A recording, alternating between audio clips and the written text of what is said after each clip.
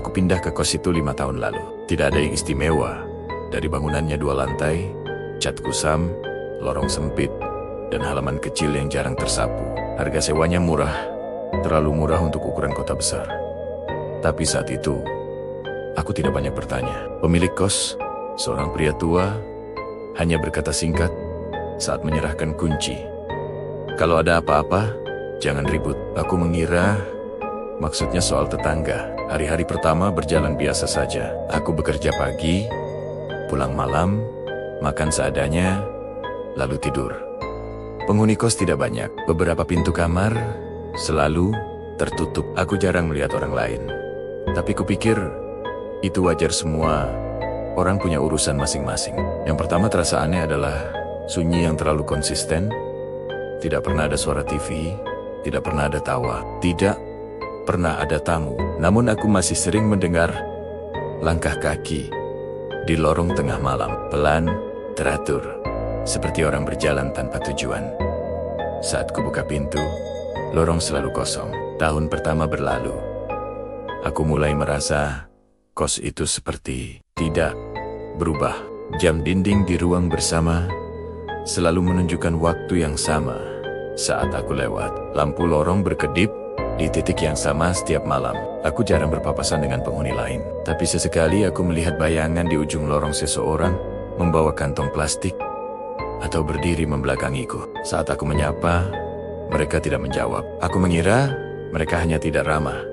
Tahun kedua, aku mulai bermimpi aneh. Aku bermimpi bangun di kamar kosku, menjalani hari yang sama, lalu tidur lagi dan terbangun di mimpi yang sama. Dalam mimpi itu, aku selalu melewati kamar-kamar kosong yang pintunya terbuka sedikit. Di dalamnya hanya ada debu dan kasur tanpa spray. Namun saat bangun, pintu-pintu itu kembali tertutup rapat. Aku juga mulai jarang melihat pemilik kos. Bahkan, uang sewa yang kutransfer setiap bulan tidak pernah dibalas. Tidak ada tanda terima, tidak ada pesan singkat.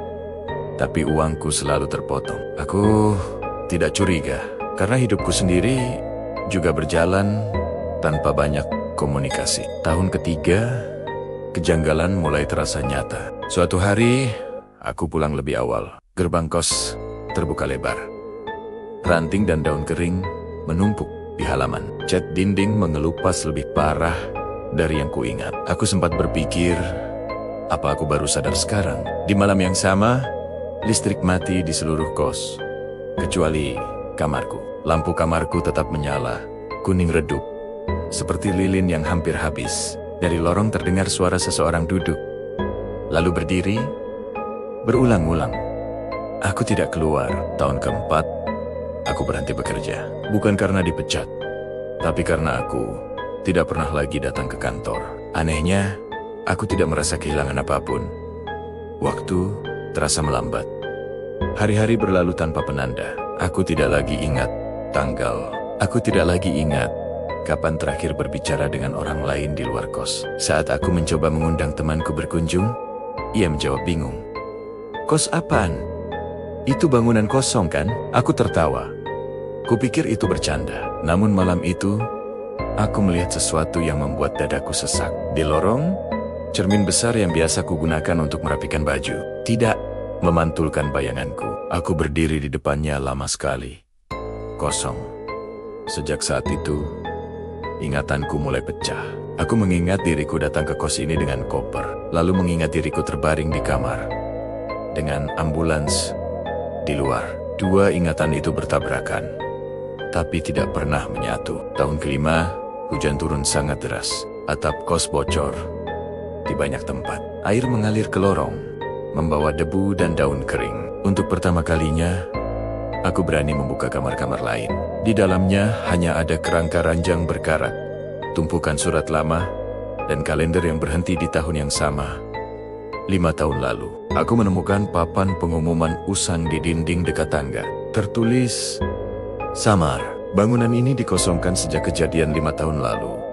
Di bawahnya, ada namaku. Ingatan itu akhirnya menyatu. Aku tidak pernah benar-benar tinggal di kos ini selama 5 tahun. Aku mati di kamar ini 5 tahun lalu karena sakit. yang tidak sempat kutangani. Pemilik kos tidak segera menemukan jasadku. Bangunan ini ditutup, ditinggalkan. Namun aku tetap tinggal. Aku menjalani hari-hari yang sama, karena tidak pernah menyadari bahwa aku sudah selesai hidup. Kini, aku duduk di kamar yang sama. Sunyi yang dulu terasa biasa, kini terasa mutlak. Aku tidak mendengar langkah kaki lagi. Tidak ada bayangan, tidak ada waktu. Kos ini memang terbengkalai, dan aku adalah satu-satunya penghuninya yang tersisa.